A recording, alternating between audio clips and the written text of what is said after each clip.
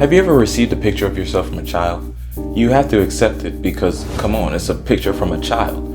You tell the kid thank you and he did a good job, but you know deep down inside he really didn't. As a matter of fact, you hate it.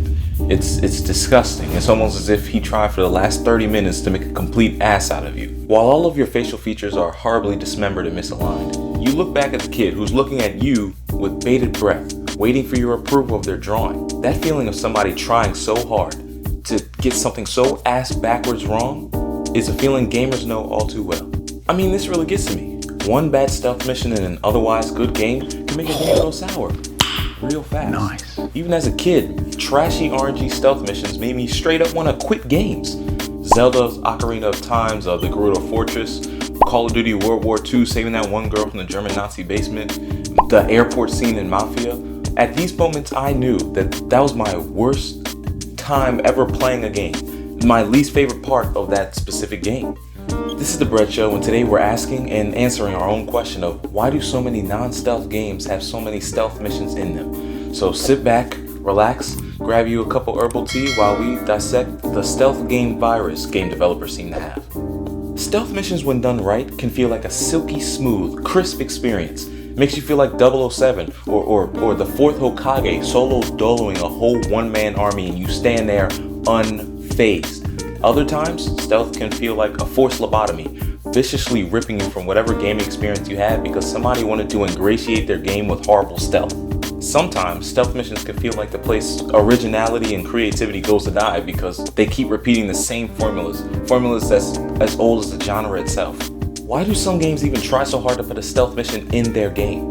Have you ever finished playing a game like God of War and been like, oh yeah, that game was great, it was just missing one thing? Oh, a stealth mission. No, I don't do that. I for sure don't do that.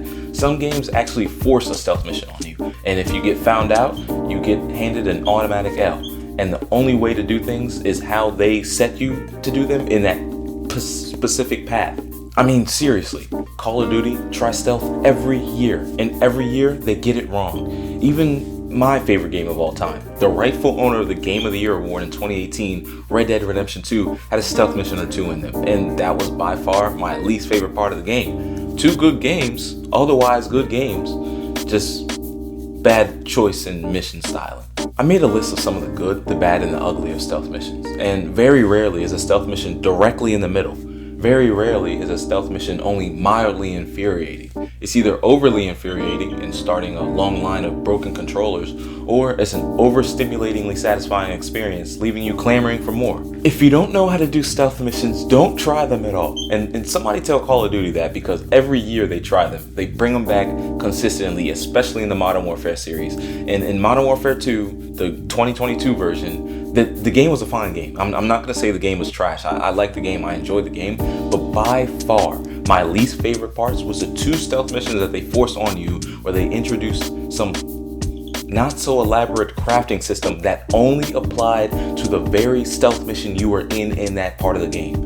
I mean, even the respawning was terrible. Either they put you in a corner where if you blinked too hard, they would find you, or you started over from the beginning and had to start the dreadful mission over from scratch. Even the not so stealthy stealth missions, like the water stealth mission or the cartel party stealth mission, it just seemed slow.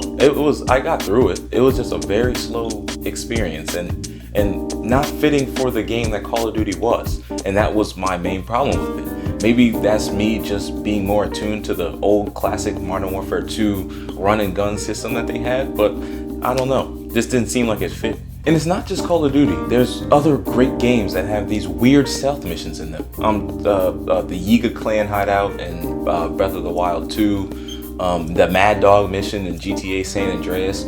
All of Cyberpunk 2077 stealth was crazy, because if you had a low stealth meter, then they were going to find you almost immediately. You were cooked, you're finished. But if you have a high stealth meter, you can walk up to somebody, smack them in the face, and nobody would be the wiser. I mean, it was just ridiculous, the range of stealth that was in the game. So in the beginning of the game, stealth was kind of choppy for me. But I played it before all of the patches and everything. They could have fixed it, but that was just my experience playing it sometime last year. So I got to thinking, what makes a good stealth game? What makes me like the stealth game I'm playing? I like games like Hitman, Spider-Man, Batman, all three of those games have really good stealth. And one thing that I did notice about stealth missions in those games is that they give you an option to do stealth and an option to do it however you want to. It feels more rewarding that way, knowing that it's all in my control.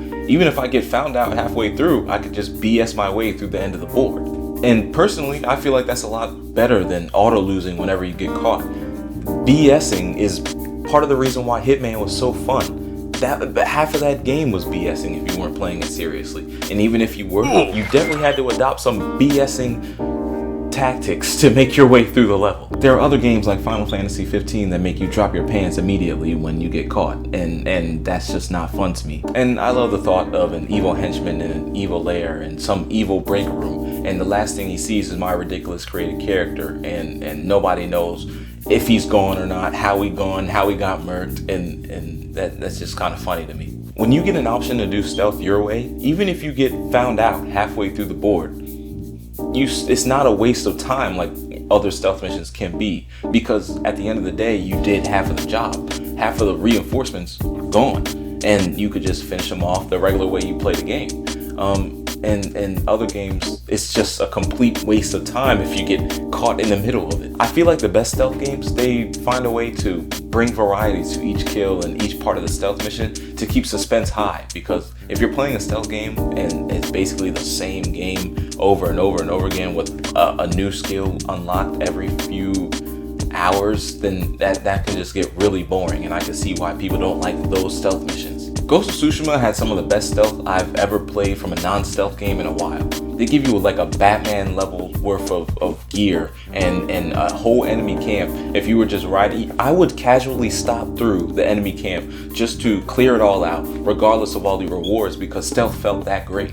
There was smoke bombs, there was kunai, there was everything that you really needed to win the level. And even if I got caught halfway, it was just a combat system away from completing the objective.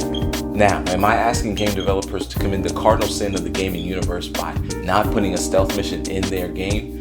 No, but I am saying that forcing one onto the gamers and strong-arming it when that's not really the type of game they were playing up to that point, and that's not the game that they bought, and forcing them to do that and expecting anything other than negative reviews on that specific mission, I just don't see why that would be.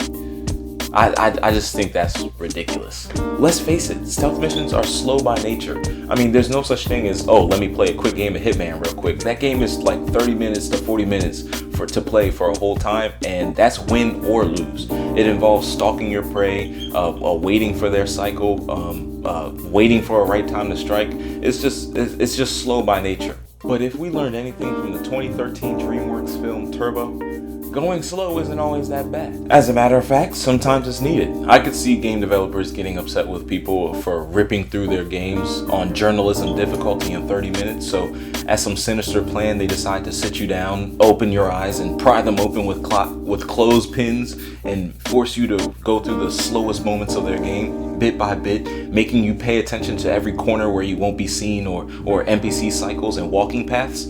I can see that happening. But I promise you, we didn't buy a game like Wolfenstein for its oh-so-suspenseful stealth missions. It makes me wonder, who is holding these game developers at gunpoint and forcing them to put stealth missions in their games? I mean, you ask one time for some level design, variety, and stealth missions has entered the chat. Seeing as I wasn't born that long ago, I decided to go down the rabbit hole that is the origins of the stealth missions. And it brought me to the center of really console stealth. I'm not talking about like arcade stealth, and I'm talking about console stealth, modern day stealth. Where did it start? And to be honest with you, you may have guessed where it started at. It started with Metal Gear Solid and Splinter Cell. And rightfully so. They were really good games and really took the industry by storm. And they still are alive franchises to this day. Mind you, games like Metal Gear Solid has evolved to something so unrecognizable on the surface, but at the heart, it's the same game. Hideo Kojima found different ways to make the game new and constant and always up to date, going from 2D to 3D, galaxy brain interlooping storylines and all that other stuff. Other games came out like Hitman, and they stayed fresh by squeezing the life out of the one thing that always stays fresh: player choice. We all know the formula of that game. One mission, however many targets and an unlimited amount of ways to complete that target. There are light paths and the sort of playground that they give you to beat the level, but at the end of the day, you could do whatever you want. Disguise yourself in however you want. You could walk in there with a clown suit, walk out of there with a clown suit and 3 bodies. That's how serious this game is, but that's how seriously funny this game is, and that's why so many people enjoy it. This game can come out with 6 or 7 levels that are totally fleshed out, and every once in a while bring in some DLC, and their fan base is alive and well. Just go check r/Hitman. People still playing that game. And Splinter Cell was one of the first games to master 3D stealth in their genre. Now, we could go down the rabbit hole of Assassin's Creed and Deus Ex Machina, who have whole skill trees for their stealth missions and everything, but we're not even going to get to that. We're just going to stick to the 3 OGs. Splinter Cell, Hitman, and Metal Gear Solid have some of the most perfect stealth in their games. At the end of the day, all I'm saying is that stealth missions are a really hard thing to master. So for them to be the one-size-fits-all solution to variety and level design, I just think that's disrespectful to the genre. If you don't know how to do stealth, don't do stealth at all. But don't be ashamed of that, because stealth is a hard thing to do by nature.